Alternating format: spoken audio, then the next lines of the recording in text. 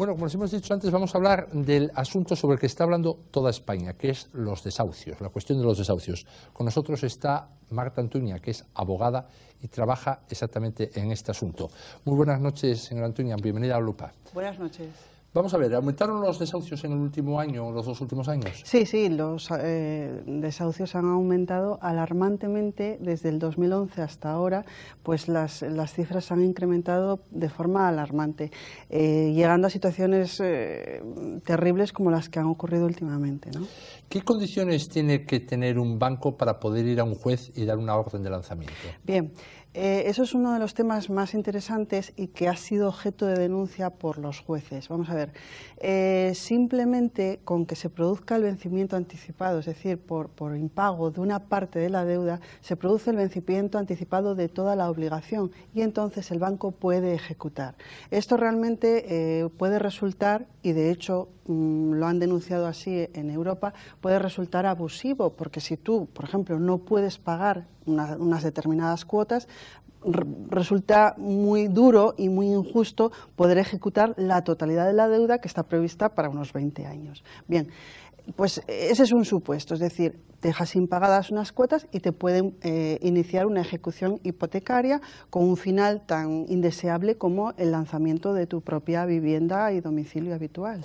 El problema es que una vez desalojado, ese ciudadano que tiene esas deudas, no le acabó el problema le sigue. Claro, ese es el gran problema, esa es la gran denuncia que están realizando jueces, magistrados, abogados, y es que en España el deudor tiene lo que se llama la responsabilidad universal, es decir, responde de sus obligaciones con todos sus bienes presentes y futuros. Esto es una carga terrible e inasumible en muchos casos, porque familias sobreendeudadas no ven una solución.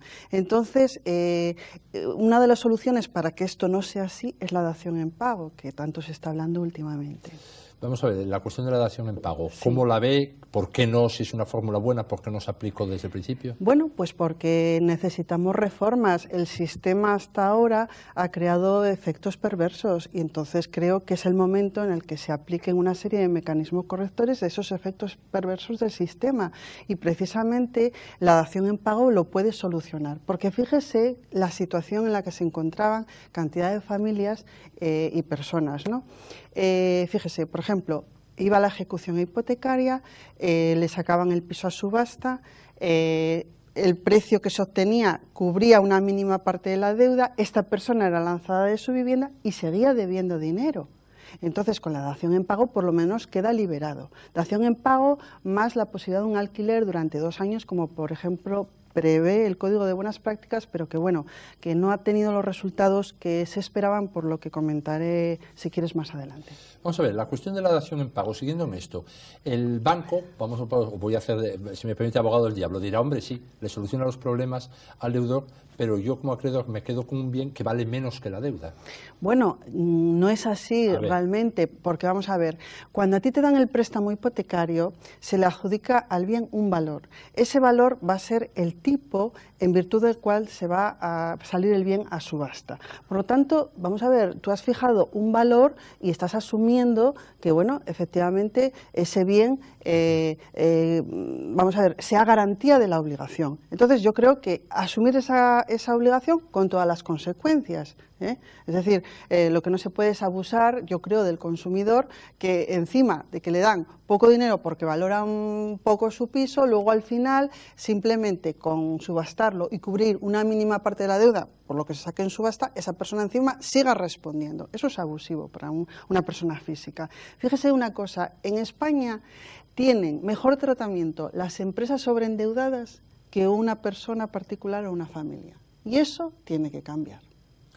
Bueno, este problema no lo tiene en una ejecución presupuestaria, no lo tiene también una empresa si tiene un inmueble. No, es diferente, porque fíjese, en una empresa, cuando acude a un proceso concursal o concurso de acreedores, se realiza una redistribución de las pérdidas y de las deudas de forma que la gente cobre de la mejor manera posible, los acreedores. En caso de una persona física, no, está sentenciado, lo lanzan de su casa y encima queda deudor de por vida. La empresa no, el empresario responde en principio con su empresa, pero no con una responsabilidad personal ilimitada. No sé, se me ocurre que casi habría que hacer entonces la fórmula, como se hace para pagar menos en Hacienda, formar una sociedad, la propia personas, y esa sociedad es la que compra el piso. No, pero esa no sería la solución porque, a ver, partimos de la idea de que estamos hablando de la economía de una familia y de unas personas físicas. Sí. Entonces, actualmente es posible que las personas físicas acudan al proceso concursal, pero tal y como está regulado en España, no tiene ventajas para la persona física. Tendría que modificarse, como por ejemplo está en vigor ahora en Bélgica y en Francia, en el que ese proceso concursal es, primero, más barato, más práctico y garantiza que una persona no se quede privada de su vivienda, porque estamos hablando de su vivienda habitual.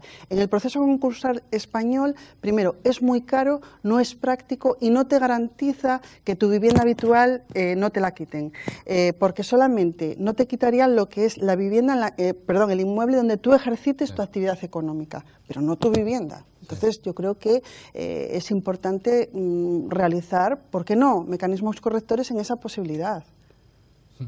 En cualquier caso, lo que usted nos ha contado antes, ese problema por el cual la vivienda en principio tiene un valor cuando se hace el crédito hipotecario, más tarde baja de valor, en la subasta se compra por menos valor.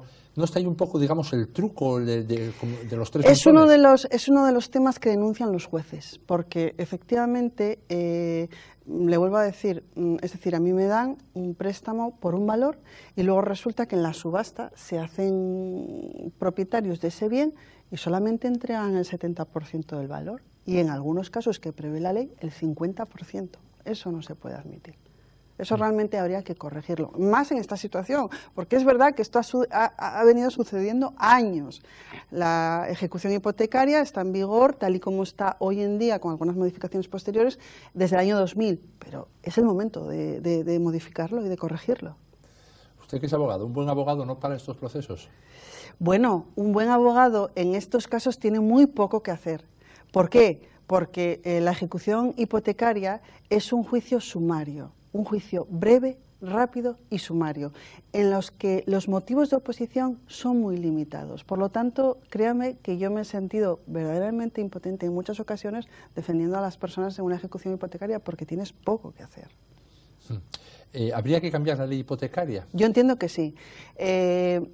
Fíjese que nos han tirado de las orejas desde Europa, ¿no? Sí. En este sentido. Y entonces yo creo que sería muy importante tener en cuenta las advertencias de ese dictamen de la abogada Cocotte en el Tribunal de Justicia Europeo, que es tan claro, ¿no? Creo que sí, que habría que modificarlo, más que nada por proteger a los consumidores, al ciudadano de a pie, en definitiva. ¿Por qué hay tantas resistencias a cambiar la ley hipotecaria? Bueno, yo creo que, a ver, sinceramente, yo creo que hay resistencias, a lo mejor soy muy osada y poco correcta políticamente, pero creo que el poder de los bancos está detrás, es decir, el poder económico es el que manda. Es verdad que, oye, el dinero es lo que da vida a una sociedad, porque efectivamente vivimos gracias al dinero, pero yo creo que hay que establecer una serie de límites para garantizar, pues, derechos básicos de las personas, como son, por ejemplo, su vivienda habitual en estos casos.